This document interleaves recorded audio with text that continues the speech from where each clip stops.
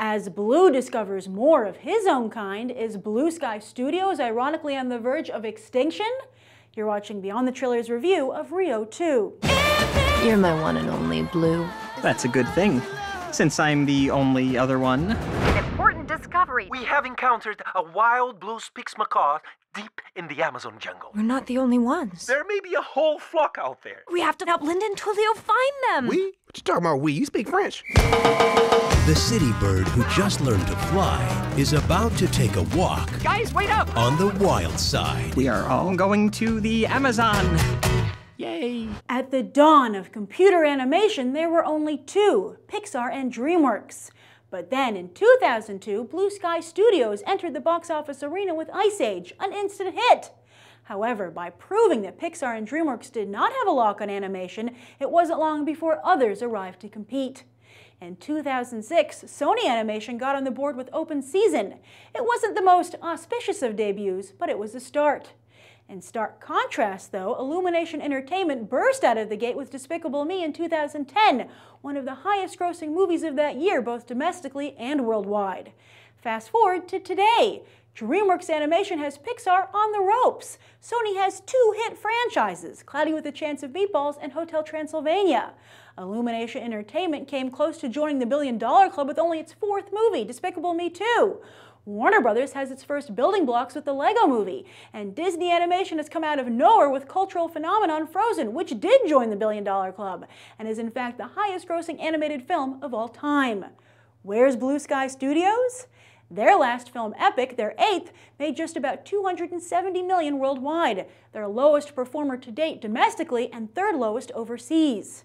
Now, as they try to get a second franchise off the ground with Rio 2, they're entering a marketplace where 3 animated movies have already hit theaters 3 months into the year, and 2 family films are still in the top 10 at the box office.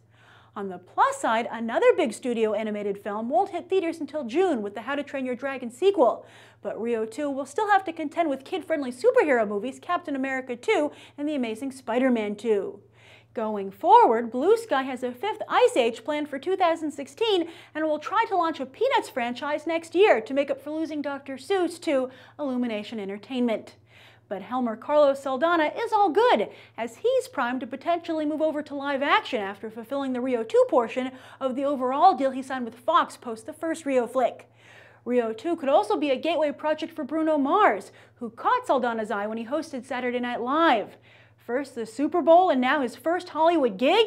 Maybe Mars could give Blue Sky some tips on surviving in a competitive field. I spent a good deal of this movie with a smile on my face. Literally! That's because the visuals are simply spectacular and the soundtrack is pretty good too. Uh-oh, pretty good?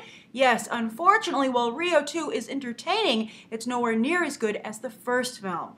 And I think the biggest problem is that it's simply too crowded, both with characters and storylines. And as a result, none of them get the proper attention or development. And they're just mostly a series of broad strokes, which you never become emotionally invested in. And then, as I said, that soundtrack is only pretty good, which is really unfortunate because one of the strengths of the first film was the soundtrack. I actually bought the soundtrack because I liked several of the songs so much that I just wanted to listen to them again and again and again. But I think everything here, again, while pleasant, I really have no desire to hear for a second, even just at least a second time. Which is very sad because I really liked Nigel's song from the first film, his villain song, voiced by Jermaine Clement. And then here, he has a follow-up, but it's just a cover of a popular, I believe, 80s or 70s song. And so that was disappointing. I was really looking forward to him getting another original song. And just in comparison, Jermaine Clement's partner in Flight of the Conchords, Bret McKenzie, just hit a home run with the music over in Muppets Most Wanted, where that was the strongest aspect of that film. And those songs are still stuck in my head weeks later. Not the case here. But, you know, again, I was tapping my feet along with that smile on my face during several of the musical numbers because the tunes were fun and they were so well animated. Again, the visuals here are really why you should see this movie. So if you're going to see it, which isn't necessarily the case, I don't think this is a must-see, but if you do go, you really have to go in 3D to kind of give you that immersive experience. But again, also, another plus was the character design. I thought some of the character design was really inspired. I thought that Kristen Chenoweth is Poison Frog Gabby was spectacular to look at. I just never got tired of that, even though her song, I think, was one of the low points of the film. I mean, maybe Kristen Chenoweth fans would enjoy it, but it was just like, if you're not a Kristen Chenoweth fan, I mean, I like her when she's not singing. So I think you kind of know, you can guess what the song is like. It's really written just for Kristen Chenoweth, more so I feel than for the film. Which, again, I don't know why her needs as a talent would be put before the needs of the overall project. But anyway, she looked great, and it was very well realized and animated. And I also thought there was an evil monkey in the film who also was great, and I loved his little mustache, and it was just really cool. And these characters were so interesting that you were like, I want to know more about the monkey, and you never really did. Also, just as a little bit of a warning, this film gets a little bit darker than you would expect. Not hugely dark, and it happens quickly. Maybe a kid who was maybe a little distracted because this film isn't amazing wouldn't even pick up on it, but just a warning for those people out there who might be thinking of taking a very small child. So let me just make sure. Oh yes, the last thing I wanted to say is we've been talking a lot about respecting cultures here, particularly this week. Godzilla with Japanese culture. Just this morning we talked about French culture with Beauty and the Beast, a potential live-action remake over at Disney. And I think that one of the strengths of this film, I can see why it did so well in Brazil at the Brazilian box office. It's the biggest animated opening ever there. And that's because it does such a wonderful job of celebrating life in that country.